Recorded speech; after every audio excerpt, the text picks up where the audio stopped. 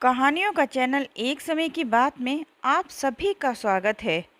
आज हम भादों में आने वाली चौथ की कहानी सुनेंगे। एक गांव में एक बुढ़िया माँ और उसका बेटा रहता था। बेटा गांव की गाय चराकर घर का खर्चा चलाता था। उसकी माँ चौथ माता का व्रत करती थी। वह भादुड़ी चौथ को चूरमे के 5 लड्डू बनाती। इसमें से एक चौथ माता को चढ़ाती थी, एक गणेश जी को चढ़ाती, एक हाथ का निकालकर दान करती थी और एक अपने बेटे को खिलाती और एक खुद खाती थी। लेकिन एक बार आस पड़ोस के लोगों ने उसके बेटे को भड़का दिया और कहा कि तेरी माँ चूरमे के लड्डू बना बना कर खाती है और तुझे केवल एक ही लड्डू देती है। लड़का यह सुनकर भड़क गया कि माँ तो चूरमा खाती है और मुझे सिर्फ एक ही लड्डू देती है, बाकी ठंडी रोटियां खिलाती है। उसने माँ से कहा, ठंडी रोटी खाकर मुझसे गाय नहीं चराई जाती हैं, इसलिए तुम चौथ का व्रत करना अब छोड़ दो। इस पर माँ ने कहा कि बेटा, मैं चौथ का व्रत तेरी सुख शांति के लिए करती हूँ, मैं चौथ माता का व्रत नहीं छोड़ सकती। तो बेटा विदेश जाने लगा। माँ बोली, बेटा यदि तू विदेश ही जा रहा है तो ये चौथ माता के आंखें अपने साथ रख ले। यदि तेरे पर कोई संकट आए तो चौथ माता का नाम लेकर इन्हें पूर देना, तेरा संकट टल जाएगा। लड़का उन आँखों को लेकर विदेश के लिए चल पड़ा। रास्ते में एक नदी आई। उस पार जाने का कोई साधन नजर नहीं आ रहा था। उसे माँ की बात याद आई। उसने आंखें निकाल कर चौथ माता का नाम लेकर पूर दिया तो चौथ माता की कृपा से नदी का पानी दोनों तरफ से बटकर रास्ता नजर आने लगा। आगे उसे एक भयंकर जंगल से गुजरना पड़ा तो वहाँ वह रास्ता भटक गया।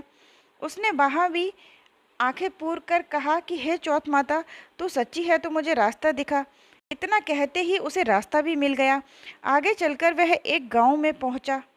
उस गांव के राजा के यहाँ रोजाना बर्तनों में एक आवा पकता जिसमें एक आदमी की बलि दी जाती थी। वह लड़का एक बुढ़िया के घर पहुंचा तो उसने देखा वह बुढ़िया रो रही थी। लड़के ने बुढ़िया से उसका कारण पूछा तो बुढ़िया ने बताया कि मेरे एक ही बेटा है और कल राजा इसकी बलि दे देगा। इस पर लड़का बोला, माँ घबरा मत, तेरे बेटे के बदले तू मुझे भेज देना, बस तू मुझे पेट भरकर खाना खिला दे। भोजन करके बुढ़िया ने अपने लड़के की जगह उसको सुला दिया। दूसरे दिन राजा का बुलावा आया तो बुढ़िया ने उस लड़के को भेज दिया।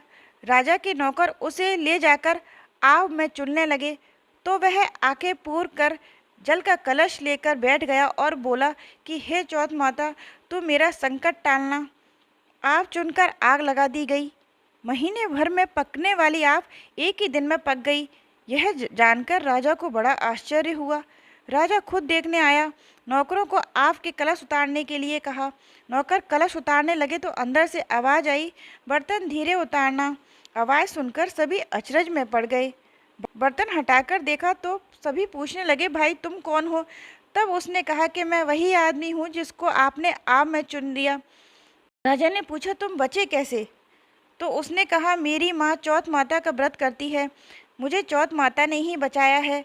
तब राजा ने 2 घोड़े मंगवाए, एक पर खुद बैठा और दूसरे पर उस लड़के को बिठाकर उसके हाथ पैर जंजीर से बांध दिए और कहा, यदि जंजीरें खुलकर मेरे हाथ पैरों में आ जाएं तो मैं चौथ माता को सच्ची मानूंगा। लड़के ने आंखें पूर कर कहा, हे चौथ माता, अब तक मेरी रक्षा की है तो इस बार भी करना। देखते ही देखते जंजीरें खुलकर राजा के हाथ पैरों में जाकर गिर गईं। राजा ने कहा, तेरी चौथ माता सच्ची हैं। राजा ने अपनी कन्या का विवाह उससे कर दिया और बहुत सा धन देकर उसको विदा किया। लड़का गांव के पास पहुंचा तो लोगों ने जाकर बुढ़िया से कहा, तेरे बेटे बहू आ रहे हैं। यह सुनकर वह खुशी से नाच उठी। बेटा उसके पैरों में गिर पड़ा। बेटे ने कहा, माँ, यह सब तेरी चौथ माता के व्रत का ही फल है। इसके बाद उसने सारे नगर में ढिंडोरा पिटवा दिया कि सभी चौथ माता का व्रत व पूजन करें। राजा ने भी कहलवा दिया कि सभी चौथ माता का व्रत करेंगे, हो सके तो 12 महीने की नहीं तो 4 चौथ का व्रत अवश्य करें। यहाँ आंखें का मतलब भगवान की कोई पूजनीय वस्तु से है जिसको हम शुभ मानकर अपने पास रखते हैं। इसी के साथ मेरी चौथ माता की कहानी पूरी होती है। जिस प्रकार चौथ माता ने इन सभी के दुख दूर किए, इसी प्रकार चौथ माता यह कहानी सुनने वालों के सभी दुख दूर करें, इसी कामना के साथ जय श्री राम।